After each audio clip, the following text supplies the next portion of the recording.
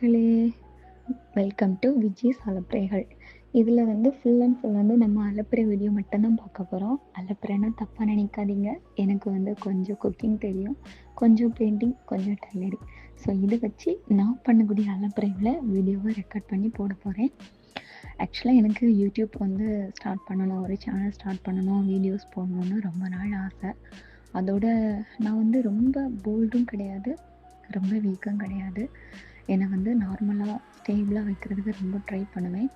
நிறைய ப்ராப்ளம்ஸ் எல்லாருக்கும் மாதிரி எனக்கும் உண்டு.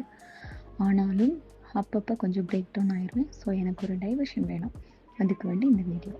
இன்றைக்கி என்ன அனுப்புகிறேன்னா பரோட்டா அனுப்புறைகள். ஸோ நம்ம வீட் பரோட்டா பண்ணுறதை பார்க்கலாம்.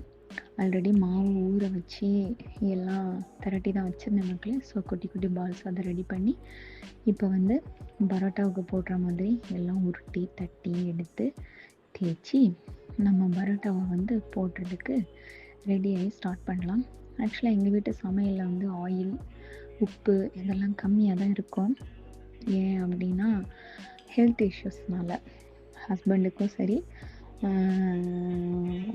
குழந்தைக்கும் சரி கொஞ்சம் நம்ம ஆயிலை கம்மி பண்ணி எடுத்தால் நல்லா இருக்கும்ல, அதனால்.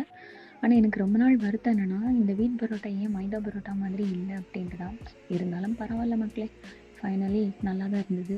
பொண்ணுக்கு பிடிச்சிருந்துச்சு, ஹஸ்பண்டுக்கும் பிடிச்சிருந்தது, எனக்கும் ஓகே தான். இத்தனைக்கும் நம்ம அலப்பறைகள் முடிச்சிருக்கலாம். See you next video. Bye.